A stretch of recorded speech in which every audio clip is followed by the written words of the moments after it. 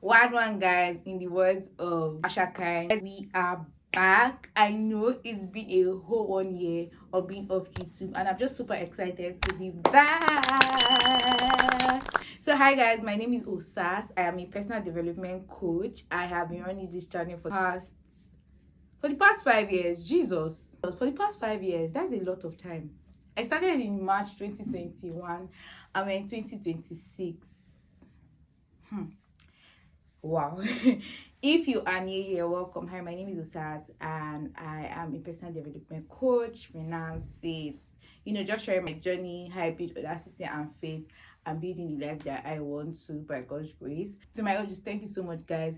I have been away for a whole, I think, 11 months or a year, and guys, I have been in the Nigerian Law School. Basically, I'll say I give 2025 my Nigerian Law School, even though at the end, towards the end, I was able to do a lot of things in 2025. So I'm grateful, but for a most part and a major part of 2025, I was in the Nigerian Law School. This is just me telling you about my experience in the Nigerian Law School and everything you need to know about the Nigerian Law School. Let me tell you something that paid me. I filmed this video yesterday night, and I discovered that I wasn't filming. I started with prayer from the previous video. Father, thank you for assuming that clicking on this video because they want to know about the Nigerian Law School, and even those that know. Father, I ask that you take away every fear about the Nigerian Law School, every fear, every anxiety. And Lord, I pray that let your peace overwhelm their heart and help them with the planning, the money, the financing part of it. In Jesus' name I pray.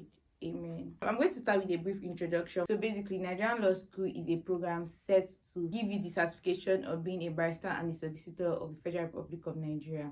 So what it means is that if you don't go to the Nigerian Law School, you cannot practice law in Nigeria. So even if after your 5 years in school plus and maybe 6 years plus strike and COVID and all of that, it doesn't qualify you as a lawyer. And to be honest, it's actually fair because there are certain things, a lot of things, not even certain things. By the time you get to the Nigerian Law School and what they taught in your 5 years, you'll be like, why did I even go for these 5 years course, basically? But Nigerian Law School is basically your primary certification. You graduate with a BL in law. There are 7 campuses in Nigeria. We have in Lagos, we have in Abuja, we have in Kano, we have in Yola, we have in Bayelsa, we have in Port Harcourt, and we have in Yenagoa. Abuja is the headquarters. So how do you enter the Nigerian Law School? You enter through your school or through special slots. So when we talk about special slot, I feel like it's just like admission, where probably the head of the registrar has some slots, but SANS have slots. I think members of the body of benchers, so they have slots. I don't really know about the slots because I went through my school, and a problem with going through your I graduated from Unilorin, and Unilorin, as at when I was going, they had 150 quota, but now we have 200 quota, and this quota is depending on your facilities, libraries you have, the number of classrooms, if you have ICT and things like that. Some schools even have 50 slots, right? But I think one of the things that helped my school increase their slots was the fact that last year we have a new library as when I graduated, so I've never been there. There's a new faculty of law library, there are new classrooms. I don't know if there's internet, I don't know if there's, so I think there is, I'm not so sure. But yeah, that also helped us increase our slots. So the problem with this is that what happens is that, in the ranking, when you're done graduating, there's like number of students, there's a ranking. Is it a ranking? I think they arrange it by CGPA. So from number 1 to your class, in your class, if are 250 guys, only 150 students are going to go, and the rest will have to wait till the next year to go. So what happens is that the remaining 100 that could not go, if your school has a slot of 150, the remaining 100 that could not go, they'll go next year, and then after that 100 people, they'll not pick the next 150, they'll not pick the next 50 people from the next set. So that's what happens basically. It's actually a problem. And even with that, over the campuses, we are seeing like 900 and something students, 1,000 students. I think Lagos, they were up 1,500 students. Now at the point of your registration, you'll be asked to pick 3 campuses. Just know that if you're picking Lagos and Abuja, I don't say hard because nothing is hard for children of God, but you have to pray well if you really want Lagos and Abuja for God to really do it for you, because of course you know that Lagos and Abuja, they are moving cities, they are cities that people really want to go. So the number of people applying for Lagos and Abuja, maybe out of a set of 7,000 students, maybe like 5,000 students are applying for Lagos and Abuja. Of course, at the end of the day, they'll share them to Yola, to Port Harcourt, to Yenagoa, and things like that. And the truth of the matter is that you also have to get ready because you may most very people Lagos and Abuja, I think Lagos and Abuja, they give them to Lagos most of it, they give them to like maybe the best graduating student of their year of that school, that kind of thing. I think that's what happens because most times, but I also heard of some people that they move to Abuja, sha, but you also have to get ready, mentally ready. Some people, when they put them to Yola campus, it takes them a lot of time to cry, sad, they are crying. You have to get your mind ready because you see Yola, but you know what? Kano, people will be in those campuses, whether you like it or not. So you have to get ready. If you see that they give you a campus that you don't want, you have to pick up yourself quickly. And that's one thing about a land. When you accept the land will accept you. So if they send you to Yeniga campus, you have to pick up yourself. You have to be excited. You not excited. I mean, you have a right to be sad for a while. Be sad for a while, but make sure that you're not sad for too long.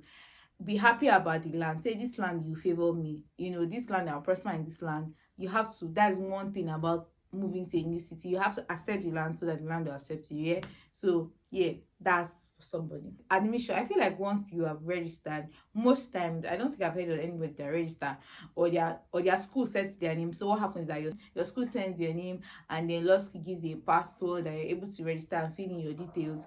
There are questions like, have you been expelled before? I feel like once you register, 90% of the times you are given, or 99% of the time you are given admission. Code of conduct of the Nigerian Law School, 75% attendance, 75%. During my time, I see it's been a long time.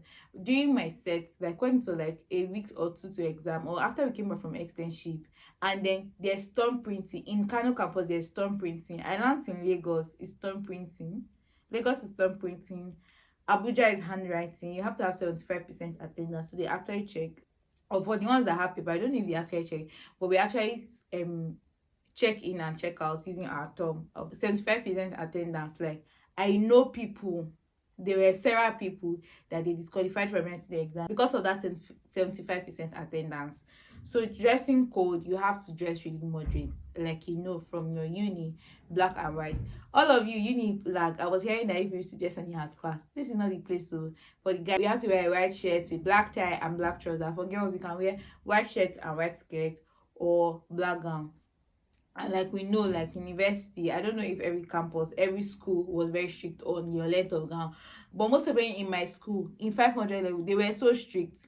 And then some campuses, maybe I don't know, maybe like Lagos, Port Harcourt, maybe Abuja, they will let you go with your skirts being above your knee. But you see, Kano, you will not pass. So you will not pass. So just to be safe, and you don't know the campus you're going, when you're getting your dresses ready, when you're buying your outfit and everything, you want to make sure that your gown is below your knee. And for my ladies, if you are here, I want to introduce Zena. Zena is a clothing brand, a female clothing brand that sells corporate wears. Currently, they are doing sales for free delivery to all Nigerian Law School campuses. Their fabrics are not Nigerian fabrics, so you can be assured that they won't fray. I'll leave their Instagram handle and their WhatsApp number down here for you to patronize them. So yeah, they are doing free delivery to all Nigerian Law School campuses, and you can be sure that their dresses are dress code compliance.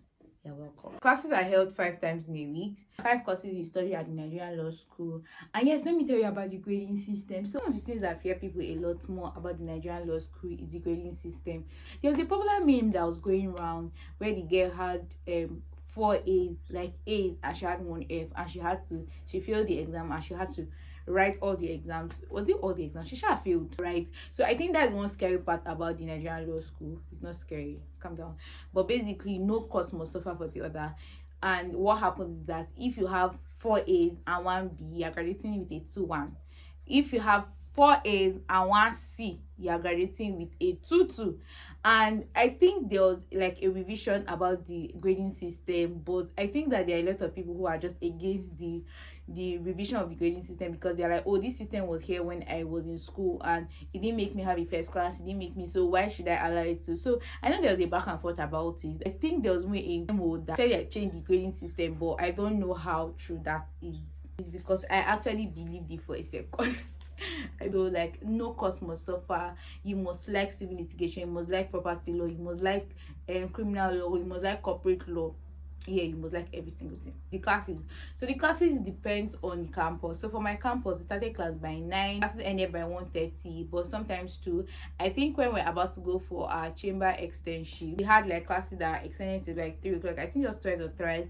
But places like Lagos campus, I feel like I really need to sit down and teach to somebody from Lagos campus, because those guys are finishing their classes by 4, by 5, and then you still have group meetings every single day. They are giving group tasks ahead of the next class, so you must meet in your group before the next day class. I read the course before the next day, so you're giving pre-class tasks. And let me even tell you, I was not supposed to share this, but like it's very very stressful, because now, for example, in my own campus we finish by 1:30. Abuja finishing by 1. I think most of the campuses finishing by 1:30 max 2, but Lagos they finish by 4-5. So it's very stressful, because let's say for example in my campus we finish by 1:30. Before you get food, before you do all this, before you drag your leg, it's maybe like 3 o'clock, and their group meetings were like 5. So if you say by that 3 o'clock you want to sleep before your group meeting by 5, like at the end of the day it's almost like you're missing out, because you go to your group meeting and you don't know anything, because they are going to be asking questions. Okay, we'll be reading through the question. Oh yeah, who knows the answer? They'll be arguing, oh, this is not the answer, this is not the answer, and then that takes a lot of time. So a lot of times, if you've not read before the class, this is how you'll be looking so dumbfounded. And another thing I'll tell you is that find what works for you, like find it so quickly, explore as much as you can. For me, what I did was that I used to sleep before group meeting. I used to sleep before group meeting. So after during group meeting, I'm just looking so confused and everything. And then after group meeting, I stay in class. Okay, maybe by 7 when I come to class, I stay in class, make sure I read my notes, I write my notes for the next day class ahead of time, so that I could just correct, clean, add whatever needs to be added that I know add. And also you also have like a course outline. You see those course outline, or those overview objective of the class, aim of the class that they used to give you when we I don't see, did they give it in uni? I don't think they give it in uni, but in primary school, in secondary school, you go use them. So that's supposed to act like a guide for your classes. Well, there are also different materials. There's Condi Smith, there's Mayowa, there's Badmos too as well. Mayowa, I wish I discovered Mayowa a lot earlier, but I think Badmos is the most popular, and I like Badmos because Badmos is supposed to help you in preparing for your MCQ. Oh my god, there's still so much to talk about in preparing for your MCQ. So it gives you little tiny details that are going to come out in MCQ. So let me just answer a few questions that were asked to me. So our final starts from Saturday to Saturday. So basically what happens is that on Saturday you have MCQ. MCQ is 100 questions in 1 hour. People say the fastest time of your life. Was my own fast? I feel like my own was okay. I'm trying to remember. I can't even remember. That 1 hour is like the fastest time of your life, but that can help you if you start practicing your MCQ. So MCQ is 20 for civil litigation, 20 for criminal law, 20 for property, 20 for, so you have 20 questions from the 5 courses, 100 questions, and you're supposed to answer it in 1 hour. You're supposed to shade. Then on Monday Enugu campus, because of the whole lockdown, so we don't have classes, because every single campus must sit and write the exam at the same time. It's the same question, like everything is the same thing. I think I'll talk about everything like my exam period in another video, but basically, so I'll advise you that another thing is, as you're reading, also be practicing MCQ. Practice MCQ every single day. I heard of people like the girl that had best in civil litigation in, I think, backlog set or main course set. That girl, she finished her MCQ, she finished 100 questions in 30 minutes. And one funny thing about this MCQ question is that they're going to give you babies, they're going to give you long story, like scenario questions. So will your answer be, some of them will your answer be different. You know how law school questions are? I feel like I'm putting fear, but please don't be scared. So how was my bar finals? My bar final was okay. My lecturers always tell us that bar finals will be like the simplest exam you write, and but I feel like it's too early to talk about it, but let's see the result. But by God's grace, I know that I tried my best. So they took courses like earlier courses, like from like beginning, like week 1 to like week 7 or week 5, when people were suffering their head, struggling for week 2 understand week 7, week 10. Like you just see, but every year is unique. And then past questions, I also learned that they repeat past questions. Actually, when I wrote criminal law, like I heard people say that, oh, it was this year past question. Property law, it was this year past question. It's not going to be exactly the same, like copy and paste. They're just going to pick like question A or question B, but yes, practice past questions. So what is the standard of living? Okay, I was talking about, and I said in law school cooking is not allowed. You cannot cook, you cannot bring electric pots, you cannot bring electric kettle, except if you are living off campus, and we're going to talk about it. So electric irons are not allowed. Someone was asking me, how will you iron? There are different points in the hostel or around the hostel vicinity where you iron. So basically, so they chain the iron with a chain to one iron thing. So anybody that wants to come, you go there, you iron your clothes, and you can't leave it, you leave it there. You can't move it out because like they padlocked it with a chain. So you can't move. So that's how you iron. But basically in all campuses, electric appliances are not allowed. Iron, kettles, whatever, they're not allowed except to leave off campus. So now the general cost of living, to be honest, the general cost of living in Kano campus was cheap. With 1,000 naira, can get a plate of food and rice and one beef. So a plate of food was 700 naira and beef was like maybe 100 naira. So you can buy as many beef as you want. In some places, beef was 700, beef was 300, 200. Of course, there are chicken and fish if you want one plate of food. But in Lagos campus, in Port Harcourt campus, I think Yenagoa campus, because Yenagoa Island is 1 hour away from like where 1 hour or 2 hours away from where Port Harcourt campus is. So I don't think you can get a plate of food for 1,000. So maybe you have to pay like 1,500 to 2K. So when you're telling your guidance about like your feeding money, except if you're staying off campus, you want to budget like 2K if you are going to eat 3 times in a day. So that's like 6,000 naira in one day. So you want to tell them, so the school fees, so I paid the school fees of 475,000 naira. So you want to get ready for that. You want to start saving towards that. Then we talk about hostels. Hostels for Kano campus, there was no off-campus option. There was off-campus option, and I think that I heard something like, oh, with 30,000 naira, like the place was very comfortable. 50,000 naira, I can't even really remember, but I know places like Abuja off-campus is even very, very high. Safe. What happened? And Abuja campus, they have the best hostel. I think they're just two in a room. So why do you want to stay off-campus, right? That's why I was telling you that if you are crying that, oh, the Yola campus or Yenagoa campus or a campus that you don't even like, at the end of the day, you're just within that environment, so you don't really need to cry so much. You just have to suck it up in.